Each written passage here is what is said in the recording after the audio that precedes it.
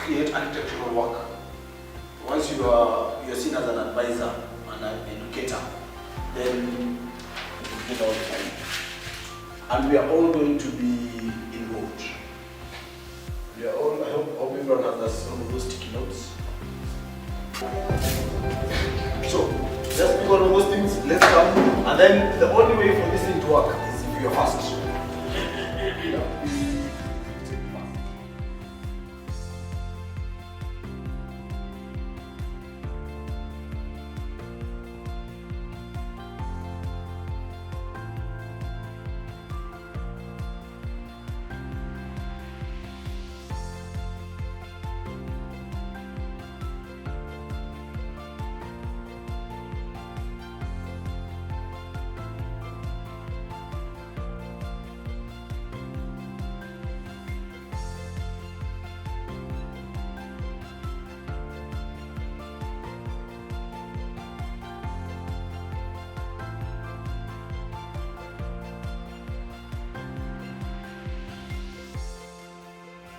It's important that we all just come in with our characters. And the beauty is we will speak a lot through these things.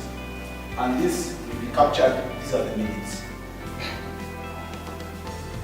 These are the minutes. We'll have a way, we have templates where all this is going to be filled in. But this, we can even have a meeting like this. After it's done, it can just start somewhere. All the things they just start somewhere. Then you have a week to interact with it. So next week when you're coming to start, we are not starting from, we can't remember what happened last week. We have that kind of thing. Now, during the week, if you want to add something, you can always come and just add. The beauty, you want to change your mind. You can just come and remove and write and change. Yeah? If you have a bad handwriting, you can learn from those with good handwriting.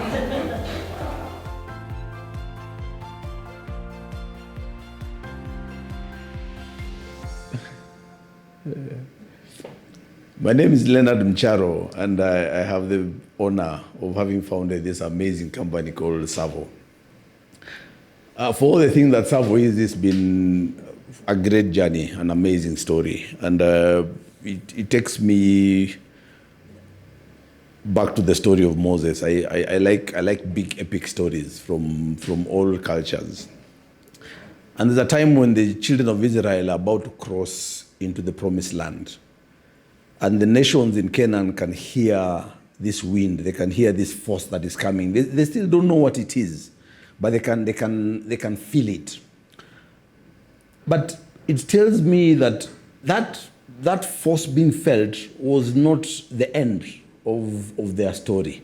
It was only the beginning of their story, because then they got into the promised land, they did their conquests, and they did so many things, and the effects are being felt to date. But again, that was not the beginning, because the story goes back, to a burning bush, a dreamlike state where no one is sure. And maybe that's how founding something is. You sort of get an idea.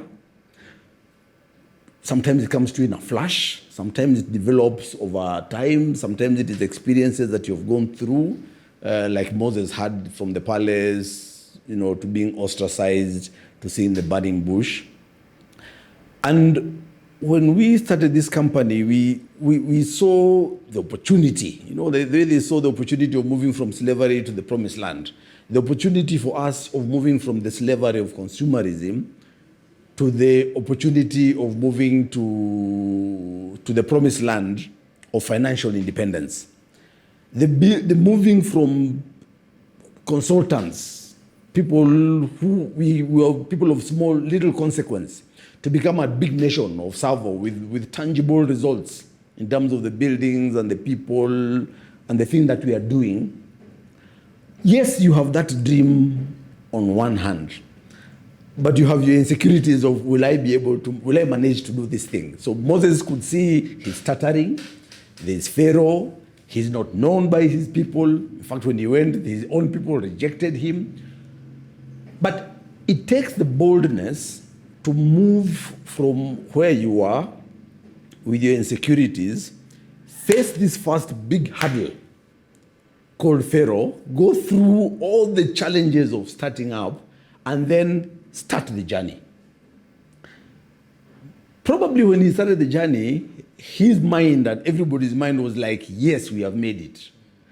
And then now the challenges begin. The Red Sea is there with you. The desert is there with you. Rebellion from inside is there with you. Problems from outside and the environment are there with you. But the trick is to plow on and plow on and plow on. So by the time the wave is being felt, by the time this wind is being seen, which is here now, you can hear people whispering, go somewhere and people, I remember at the beginning, we told people, we went for Homes Expo, and we put there TSAVO, financial independence. People were like, are you giving loans to build houses in the park? But now you mention TSAVO, people in and around Kenya can feel the wave. They can feel that something is coming. But it starts from a very dreamlike, very lonely place. You can imagine Moses in this mountain in a foreign land encountering this force that he has never known exists. It's a very lonely place to dream up something. You go into it very scared. Then immediately you think you have made it or you have found your way. The real challenges now come, and they take time, they take effort, they take you being able to understand betrayal and being rejected, you willingly or unwillingly betraying others and hurting other people, by just the nature of the beast. But it also takes you to craft a movement with all the rules, the regulations, the culture, the way Moses did his Torah. And we have done our Savoism.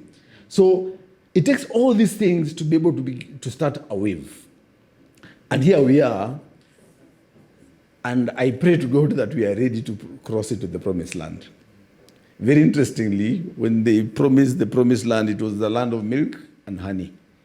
But if you read the book of Joshua, it's a land of war and conquests and determination.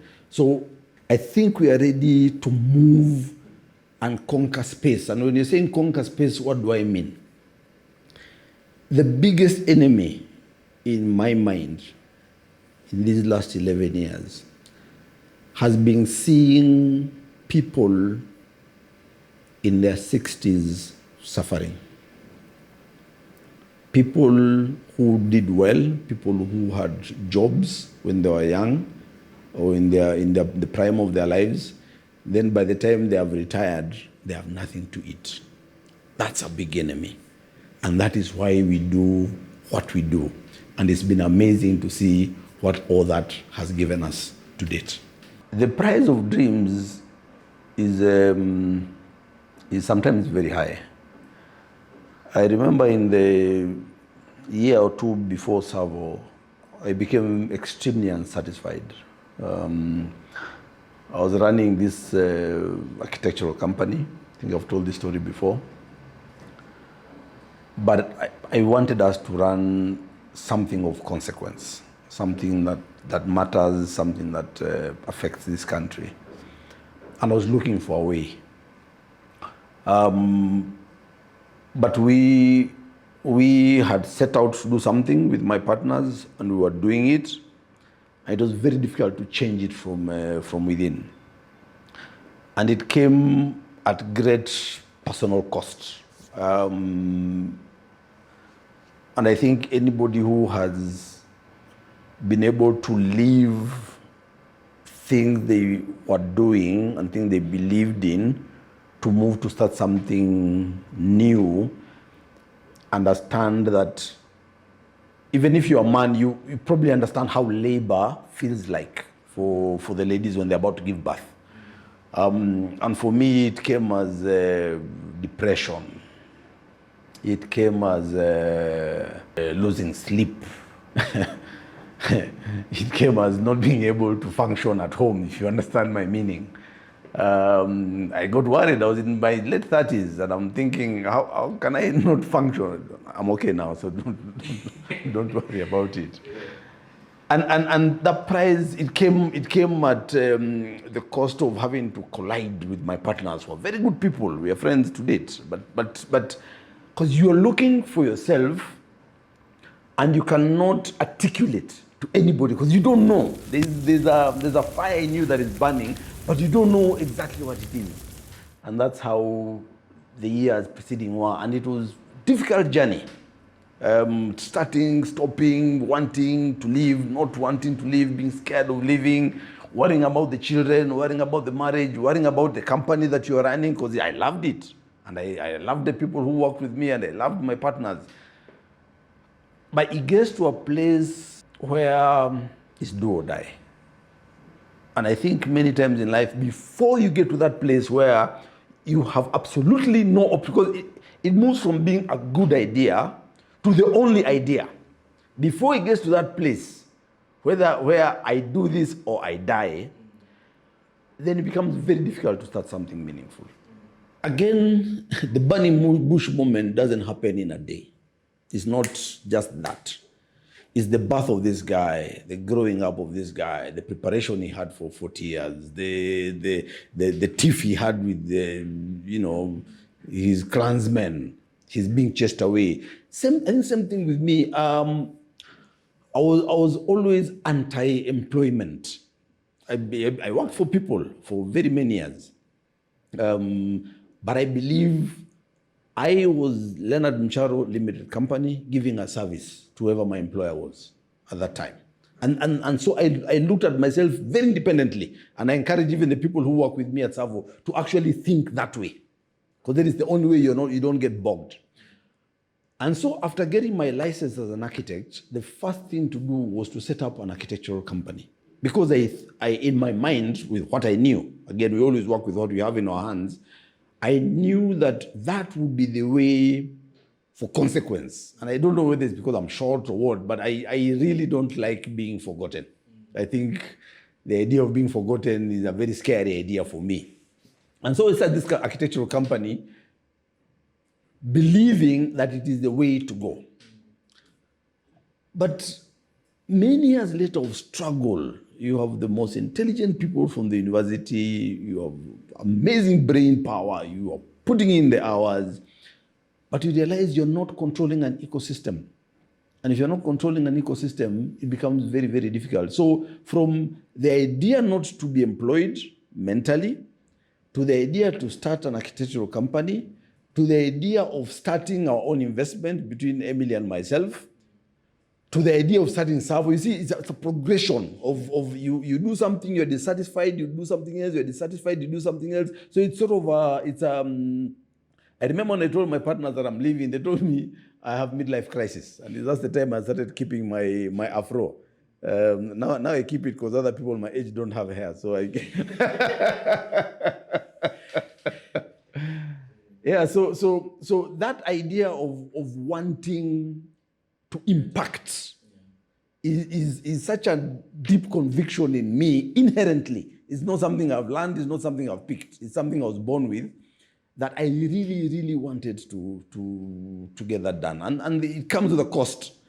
But you pay the cost and then you take the move to move ahead. So when I met a mentor, I think men should all have mentors. I met a mentor and he just told me, leave. You don't have to know how tomorrow looks like. Leave and start afresh. Your company is okay to take care of itself.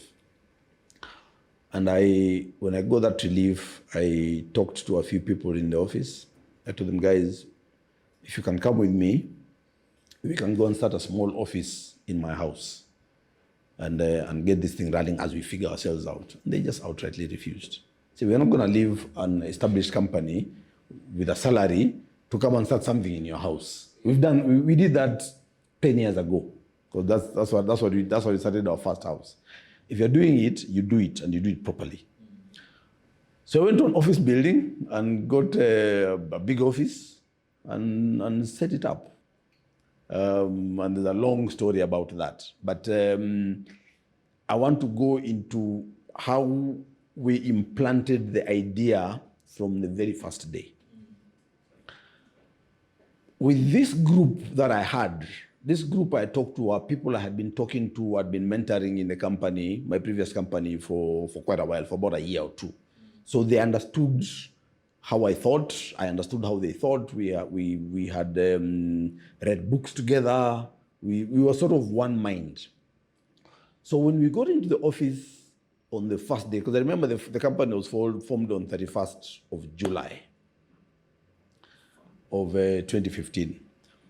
And on the 10th of August, I think 31st of July, and then I think like 7th August, we left the other office. 10th August was a Monday. We moved into a new office. We had been given a temporary place to use by the landlord. And when we got in, I was very clear, and I'd spent a lot of time writing the notes. I was very clear that I must set the vision on day one.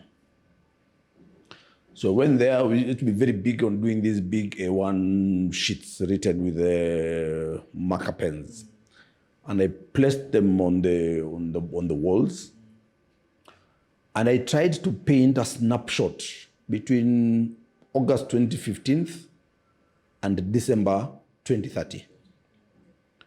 So that 15-year timeline for us is when we are to move from absolutely nothing to a place where we are sitting with the companies that are making decisions for this country. It looked mad. So we called it that was our journey. That was our Cape to Cairo moment. It's not everything in life, but it is a big journey. And there's a gentleman, Grogan, after whom Grogon is named after. He was not blue-blooded, and he wanted to marry a blue-blooded girl. And the father-in-law did not respect him much and told him, okay, what if I walk from Cape to Cairo? He said, if you do that, I'll give you some respect and you can have my daughter.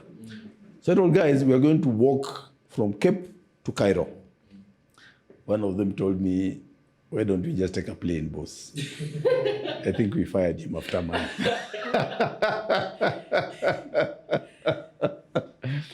Yeah, so we were very clear that here we are, we have no product, no business model, no customers, no capital, no money, no nothing. And we wanted by December 2030, when KCB is being called to shape the country, we will have a seat on that table. It doesn't have to be as big as a KCB seat. It doesn't have to be as big as a Safaricom seat. But we will be on that table saying, you know what, this is our contribution. 10 years ago, 11 years ago, we have 4 to go. I don't know if we'll get there, but that is the thing that drove us. It is the thing that just gave us the impetus to move on. And we did that on the very first day. Our current motto at TSAVO right now is, it's time. It is difficult to have a call to action as powerful as that one. And many times we block our ears, we don't hear. But when you hear that voice, it's time, act, whatever it is. And after years of suffering, I moved to TSAVO to start. But when I come in, I still came in with this big dream and this big vision, but with still the same old mentality. You see, we are going to be architects and interior designers. That's who we are. And we did it and we realized it's not going to work. We thought with better marketing and better this thing, it was not going to work. So the first it's time moment for us was realizing this is the wrong business model. We are in a new forest, but we are still the same monkeys that were in the other forest. We need to change who we are. So we had to look, the idea to look for ourselves without knowing what ourselves was. I think that's the biggest it's time moment we have had in TSAVO. And it took us 18 months. 18 months of relentless searching and reading and arguing and putting a lot of those things on the walls. I mean, our office looked like an MBA classroom without projectors, just hand-drawn, and everything was done on little, what are these things? These post-it notes, sticky notes. so that everyone has a voice. Even the quiet ones, you have a voice, but also don't talk too much. Your words are restricted to that little thing. So whatever you think, say it, pin it. Say it, pin it. Say it, pin it. Then you will not be ignored. Yeah. So and it was not about just achievement. It's not about the things.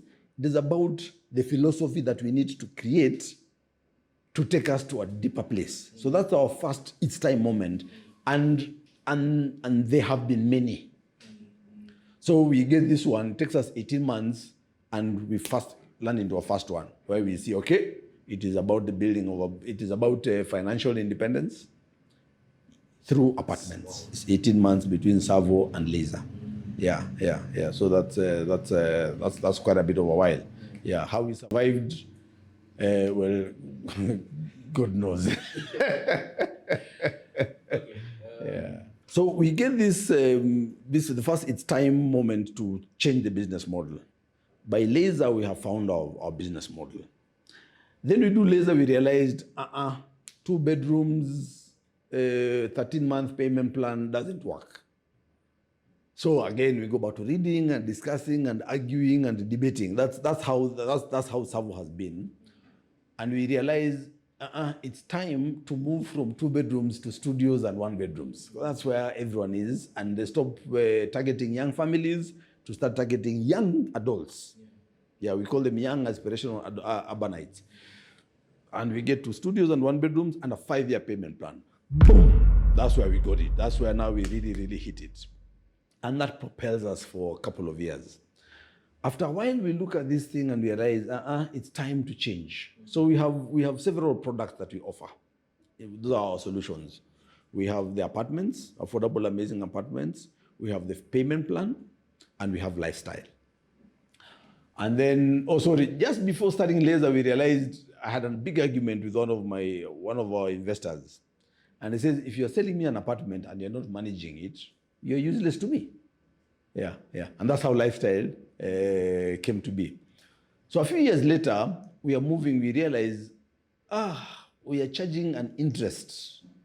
And people don't like interest. I don't like interest. That's why I don't borrow. So we made it 0 interest. And we are doing Skywalk by that time, project number 6. We introduced 0 deposit, and boom, all that moved. Within this time, as we are doing those strategic It's Time, there are all manner of little movements, little bombs going off. They're the big nuclear bombs, but there are all manner of little bombs going off in the office in terms of the culture. How are we hiring? How are we training? How have we codified our Savoism into a syllabus? How are we Savonizing our people? How are we growing as a cultural movement? Because I was not interested in building an institution. I was interested in building a movement. That's very, very clear. So we move and we remove deposit. A few years later, when we were about to do Royal 4, we realized we have, in terms of the payment plan, we have the total price, which people thought was extremely good. 2.1, 2.2 was very good and people loved it. We had the deposit, which was 20%. People didn't like it, because how many people have 400,000 shillings just lying around in the bank? We had the payment plan. That it was, I think, between 27 and 30K. People loved it, and they could pay 40, they could pay 50, they could pay 60 per month. So we decided, you know what? This deposit, people don't like it, get rid of it. It's time to get rid of the deposit. This brought war. It's a product, it's something that we knew our investors would love, but within the office, especially in finance department, we call it flywheel. There was big war. I remember one time someone came to me, the young lady in charge of the receivables. She just came and said, Mr. Mcharo, I hate you. And she really meant it. But we felt it was right. It was time.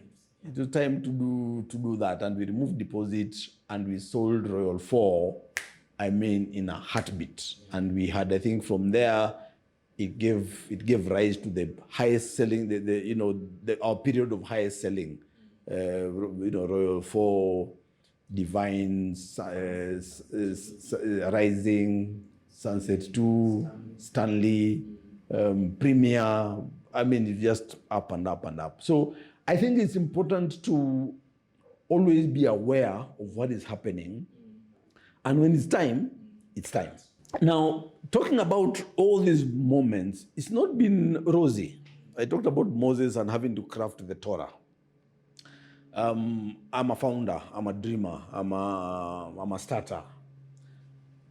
But I'm grateful that we have a team, a huge team within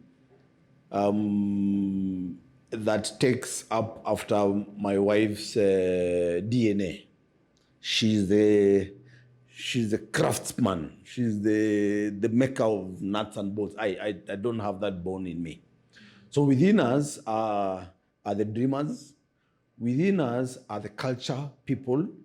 So we have the visionaries, we have the culture people who are able to make sure that the human being, not just an investor, not just a Savorite, not just at the core of what we do, we are doing it for human beings.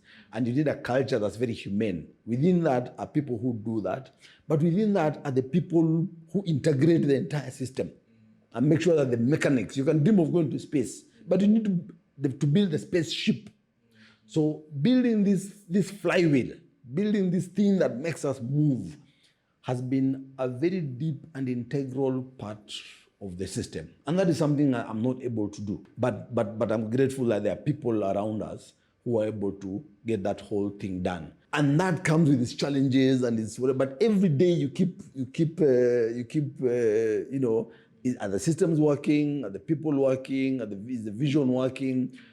And take failure and keep moving.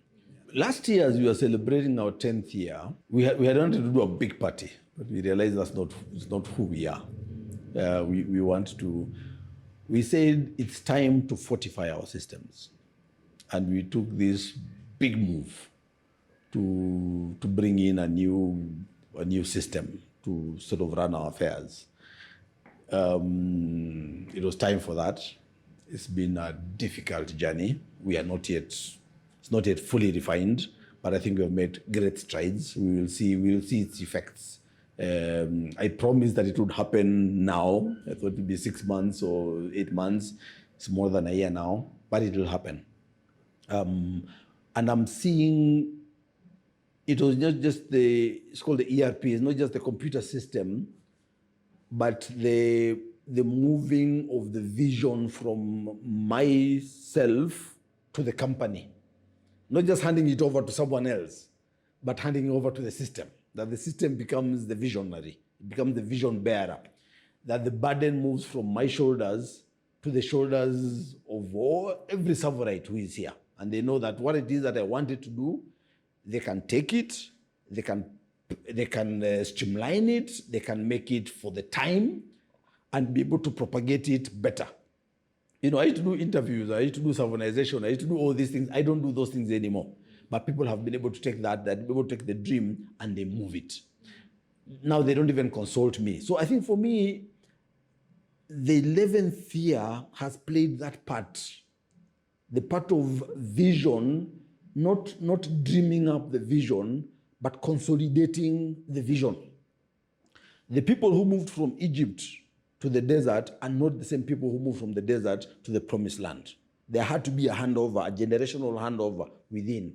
And I think these 11 years has been able to do that. If you read the book of, I think it's Deuteronomy, where now Moses sort of summarizes the vision and summarizes the 40 years in one speech. The 11th year has been that for us. All the lessons we have been learning from the past 10 years, the good, the bad, has sort of been consolidated. There's been nothing new that has been given birth to in the 11th year. But I think for me, it has been one of the most important years, because it was time to say, sit and breathe. The number of projects you have launched this past year have not been too many, but the amount of internal growth in our systems and who we are and what we believe in, and the mindset moving from a select few to everybody, slower, but happening. That's how movement works. It's quiet, it's all happening all over the place. That's what I'm saying. Now, the country can feel the wave. They can't see it yet. They can't see the army yet. But they're hearing stories that there's this thing coming. And I think the 11th year was it was time for the 11th year to do that. This journey matters to you. You have a story from when you're born to you going to school, getting a job, and you have dreams. And you know you've had your ups and you've had your downs. You've had moments where you feel you need to make a change. Do I need to change a job? Do I need to open a business? Do I need to start investing? Do I need to do something? Because when 65 comes, it'll arrive like a moment, but it's a build-up of every minute, every second of all your life. You will not prepare for it at 64. You will not prepare for retirement when you are just about to retire. I remember we were giving a talk last Sunday, and Emily she must have shocked the church, because we were in a church, when she said, we realized, we were very clear that it's not employment that will work for us. Now it's talking about us. It's not employment that will work for us, and it's not business that will work for us, but investments. So how do you prepare for 65? Because 65 will carry you on to 80. But how do you prepare for 65? You prepare for 65 by being willing to travel an epic journey of investments. I'm a businessman, but I know businesses end. My backbone is investments. I had a consultancy that was doing fairly well. But I could dream big dreams because I had investments. You've probably heard me talk about hostels. I already had investments that could take care of my needs, wants, and desires. I was already financially independent when I started TSAVO. TSAVO was never the plan from long ago. My plan as a human being was financial independence. But gaining financial independence allowed me to dream and dream big dreams and have a big purpose. And that's why this matters, because I'm telling you that if I could walk a certain journey, highly unlikely, if you take the events of my life from birth until now, very highly unlikely that this person will amount to much. If I could do it, then you can do it. So dream a journey, but don't be afraid to walk the journey. Don't be too in a hurry to take the plane. You will miss the lessons along the way. Yeah. So just walk it. Yeah. So it's now time for our 12th year. 12 is so loaded with meaning. It lies up there with 7 and 3. And you know, it's so loaded. When they were crossing the promised land, I think they quickly made an altar of 12 stones, and you know. And we, having done our 11th year, we are now getting into our 12th year.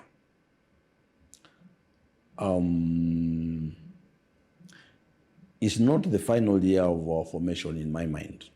It will take us, in my head, it will take us 25 years to be fully formed. Our beginning years in my head are 25. Interestingly, that 25 years of TSAVO will be 40 years of me as a working professional. So then I'll have had 40 years of preparation, then I can exit the scene and move on. So we are sort of getting to the halfway mark of that 25-year formation. And I think it's now time for us to have a little more self-confidence as a company. When you start something and you're convinced in your mind that it's time to start it, you have a lot of confidence. Then when you face Pharaoh, and you face the Red Sea, and you face the desert, and you face the multitude, you begin to have a little self-doubt, which is important. Because then it helps you to fortify your systems and create your Torah, and create your Savoism, and create your culture. But once you have done that, and you're about to cross into the Red Sea, into the promised land, you can't go in scared. You have to go in with confidence.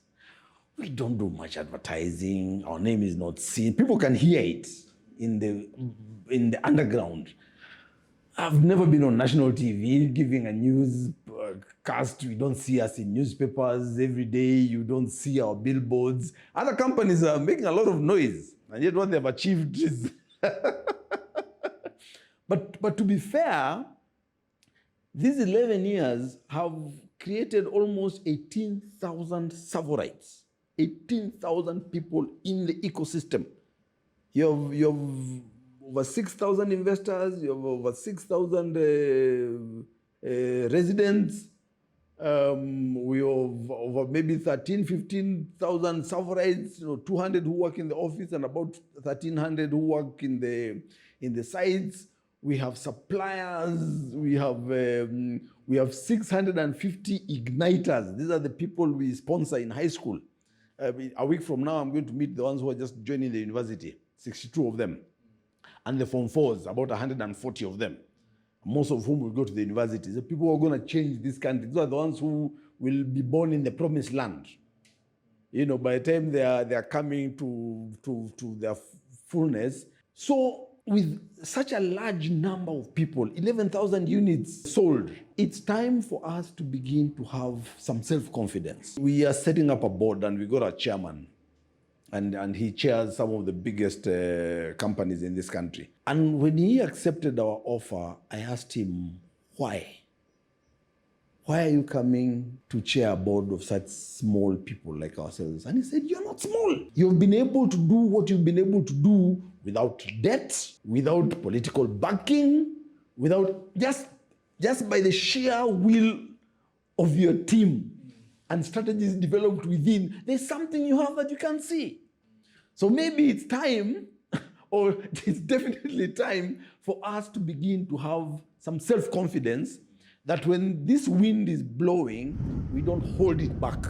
We ride the wave. And so it's time for us to build more in Nairobi and house more people. It's time for us to move out into other cities. We did the test in Eldoret, and I think the reception has been amazing. It's time for us to start other countries and start considering other countries. Yeah. So as we do that external growth, you can be sure there'll be a lot of internal fortification going on. So that's how I see TSAVO moving. There are things that will change. There are things that must change.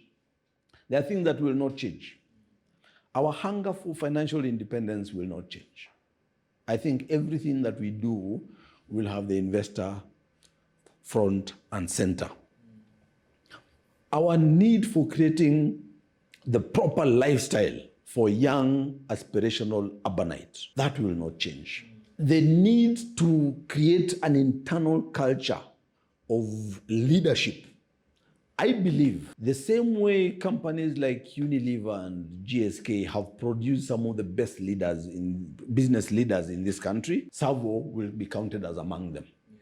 A breeding ground for leaders, not just of TSAVO, but there will come a time when some of them will have to leave to go and lead other organizations. And then we create now a full movement of not just one movement, but a movement of different movements with the same DNA. And that's what I think it's time for us to do. So it's time for boldness. It's time to stand like Joshua and say, you know what, time for talk is over. Let's get some action moving. When we were creating the philosophy at TSAVO, we call it TSAVOism, we wanted outcomes to be either irrelevant or inevitable. So when you're expectant, you're a woman, you're expectant, and it's time to deliver, it's time. You have no option but to deliver. When it's time for a baby to start walking, it's time. They'll just get up and they'll walk. You don't need to talk about it. All the things that I've talked about in TSAVO, it was time for them to get done. Yeah. And for now, I'm saying for us, it's time to be bold. Yeah. And we will move it. But for you, what is it you've been thinking about? What is it you've been talking about? What is it you've been sharing with your friends about or posting in your status about? It's time for that thing. Is it about your health? It's time. Is it about your weight? It's time. Is it about fitness? It's time. Is it about your finances? It's time.